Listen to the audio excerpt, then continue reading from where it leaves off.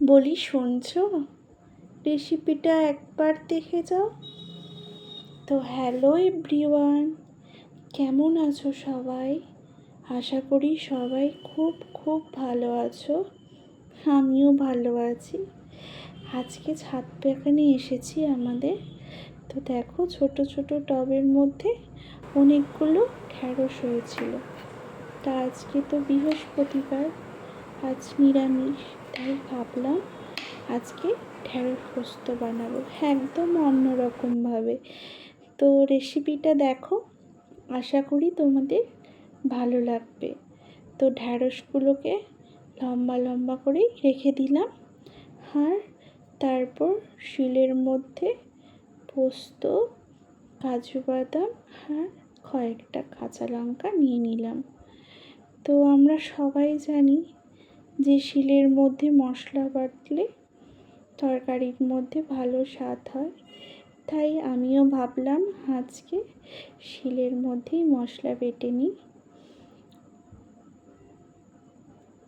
তো এইভাবে একদিন বানিয়ে দেখো, আশা করি তোমাদের ভালো লাগবে। তো দেখো, মশলাটা ভালো করে বেটে নিয়েছি, এরপর বাটির মধ্যে তুলে রাখলাম। এখানে দেখো, ঢ্যাঁড়সগুলোকে এইভাবে কেটেছিলাম। তারপর একটা কড়াইয়ের মধ্যে সর্ষের তেল দিয়ে দিলাম, তারপর দেব শুকনো লঙ্কা, তেজপাতা আর একটু পাঁচফোড়ন দিয়ে ঢ্যাঁড়সগুলো তেলের মধ্যে দিয়ে নাড়াচাড়া করে ঢাকা দিয়ে রাখবো। আর সত্যি কথা, দেখো ঢ্যাঁড়সগুলো কত সুন্দর, একদম নরম ছিল। আর এরকম ঢ্যাঁড়স পোস্ত বানানোর জন্য এরকম নরম নরম ঢ্যাঁড়সেরই খুবই প্রয়োজন, আর ভালো লাগে খেতে। তো ঢাকা দিয়ে দিয়ে আমি ঢ্যাঁড়সটা ভেজে নেব। এরপর একটা বাটির মধ্যে 2 চামচের মতো টক দই নিয়ে নিলাম, আর নেব লঙ্কার গুঁড়ো দিয়ে ভালো করে ফেটিয়ে রাখবো।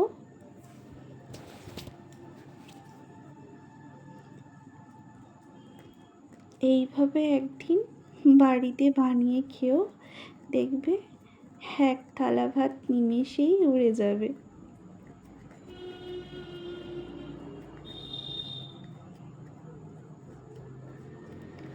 চলো এবার দেখে নিই ঢ্যাঁড়সটা কতটা ভাজা হয়েছে। এখনও একটু ভাজা ভাজা হবে। তারপর সব মশলাপাতি ঢ্যাঁড়সের মধ্যে অ্যাড করব।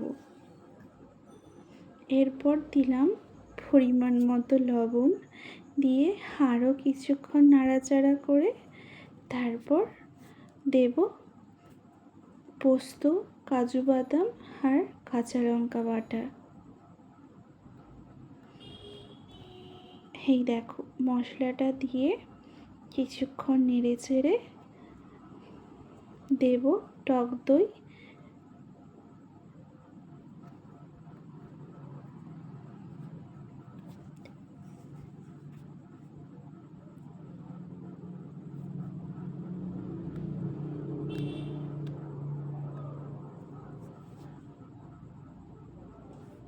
মশলাটা ঢ্যাঁড়সের মধ্যে ভাজা হয়ে গেছে, এরপর দিয়ে দিলাম টক দই, দিয়ে আর একটু হলুদ গুঁড়ো দেব।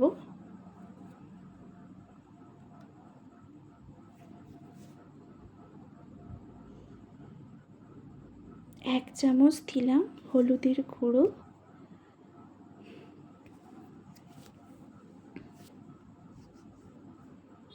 দিয়ে আরও কিছুক্ষণ নাড়াচাড়া করে এর মধ্যে গরম জল অ্যাড করব, আর একটু দিলাম পরিমাণ মতো চিনি। যেহেতু আমি এখানে টক দই অ্যাড করেছি, তাই আমি এখানে চিনি দিলাম। চিনিটা দিলে এর মধ্যে স্বাদও হয় ভালো। তো দেখতেই পাচ্ছ ঢ্যাঁড়সটার কালারটা কত সুন্দর এসেছে, আর খেতেও সুস্বাদু হয়।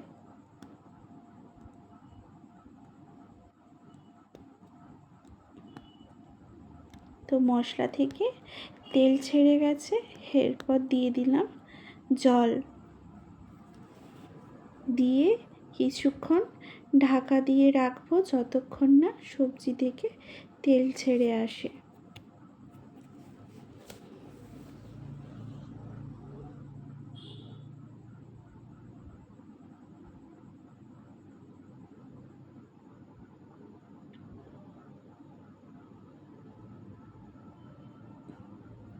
এই দেখো, ঢাকা দিয়ে রেখেছিলাম, একদম মশলা থেকে তেল ছেড়ে এসেছে আর ঢ্যাঁড়সটাও সেদ্ধ হয়ে গেছে, কত সুন্দর কালার এসেছে। তো একদম রেডি ঢ্যাঁড়স পোস্ত, গরম গরম ভাতের সাথে, একদম নিরামিষের দিন দারুণ লাগে খেতে। আজকের মতো এটুকুই। তোমাদের যদি ভিডিওটা ভালো লেগে থাকে প্লিজ একটা সাবস্ক্রাইব করে দিও। তো আজকের মতো এটুকুই। সবাই খুব খুব ভালো থেকো, সুস্থ থেকো। টাটা বন্ধুরা।